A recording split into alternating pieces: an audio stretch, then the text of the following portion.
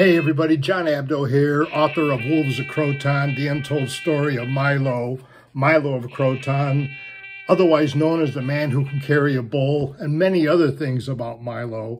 Actually, when I was doing research on the book, which I started doing literally when I was a young kid, and the reason why the book is so big is because I wanted to not just tell the story of how this man lifted and carried a bull, but as I was doing the research, I found that Milo had relationships with all these other great people, either great and good or great and diabolical, like the tyrant of Sybaris, Teles. Teles hated Croton, hated Milo, hated Diotimus, and literally for decades, he just lechered to get even with Croton because Sybaris' economy and wealth and popularity just dwindled as soon as Milo was born, literally, but certainly when Milo won the World Youth Games in 540 BC. But Milo also had a great relationship with King Darius, the great Persian king, the diplomatic king, who didn't necessarily have to go in with pillage and plunder and bloodshed. He would negotiate, like, hey, I'm in charge of your city-state.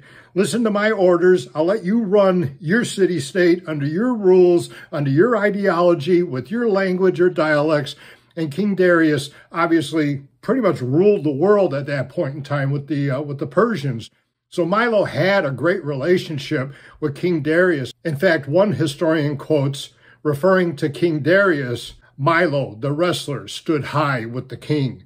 I mean, stood high with the king, which means Milo stood with the king. He didn't bow in obeisance or get down on his knees or literally put his face into the carpet when they visited his palace in Parso, which the Greeks call Persepolis, at the gate of all nations, literally standing in front of the king. But Milo also had a relationship with Pythagoras, the master seer. So a whole chapter and interwoven throughout the entire contexture of the treatises in the book, Pythagoras has influenced not just Milo of Croton, being the brains of Croton, the master seer Pythagoras, because Milo was known for all brawn. He was being criticized by many, especially obviously his adversaries in the propaganda. But Milo had a relationship with Pythagoras, a fascinating relationship with Pythagoras. Pythagoras actually moved to Croton right before Milo competed in the World Youth Games in 540 BC, and he was there all the way through the Battle of Sybaris, which I talk about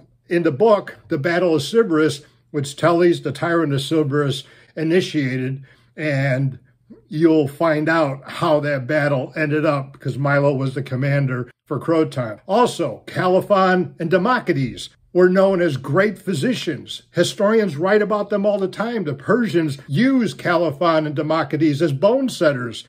Caliphon reset Megabyces' wrist when Megabyces, a Persian general, broke his wrist, and Democritus, who was the son of Caliphon, reset Darius's ankle.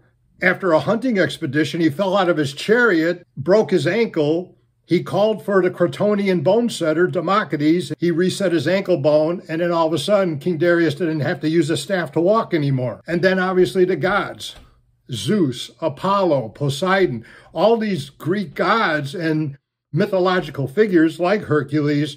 The Greeks, especially the Italian Greeks from Magna Graecia, Romulus and Remus from Rome, they were all part of the ideological, spiritual infrastructure for these people. So whenever someone did something great, oh, he's favored by Zeus, he's favored by Apollo, he's got the Herculean powers from the gods. So instead of just writing about a man who lifted a bull and his multiple times as Olympiad wrestling champion, I wanted to know who Milo was favored by, who his relationships were, good, bad, adversarial, what propaganda and oppositions was being placed not just on Milo, but the whole Crotonian team and entourage.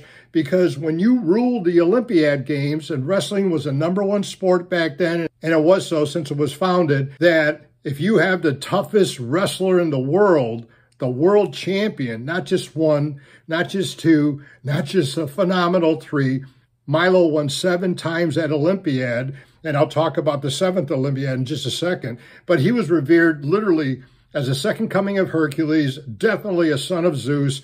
I mean, just think about it. The religious or spiritual ideology, it's like, this guy is a god. He's a god. He's not a mortal man. I mean, yeah, he's there in the flesh. So is his bull in the flesh on top of his shoulders. But this man is blessed by the gods. And obviously all of his friends and family and teammates and citizens of Croton loved the guy, admired the guy. But there was a lot of hate and jealousy as well. Because again, he was pulling away social, economic, political, ideological energy and devotion from people from around the world. So his last Olympiad Games, the 67th Olympiad Games, Milo competed against a younger teammate named Teles. Teles at the time was 19 years of age. According to records, Milo was between 48 and 49 years of age, so obviously a lot younger, or age spread, I should say, between the two athletes.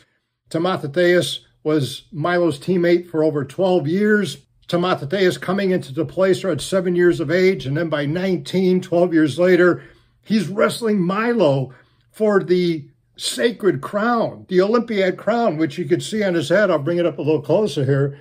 That's a green olive wreath crown, which is equivalent to our gold medals today, which really aren't gold. And a lot of people would criticize the aliens by giving away what? You go clip a branch and put it around a guy's head after all that he's accomplished? But it was sacred according to all the people and the historians and stuff. But Teles, Zeus, Apollo, Hercules, Caliphon, Democritus, Pythagoras, King Darius, they're all part of this book. And the reason is because they're all part of the life and times of Milo of Croton. If you are enjoying this content, please like, follow, share, and subscribe. And I'll continue to bring you more fascinating information on Milo of Croton and other great mythological and mortal figures from antiquity. I'm John Abdo, thanking you for watching.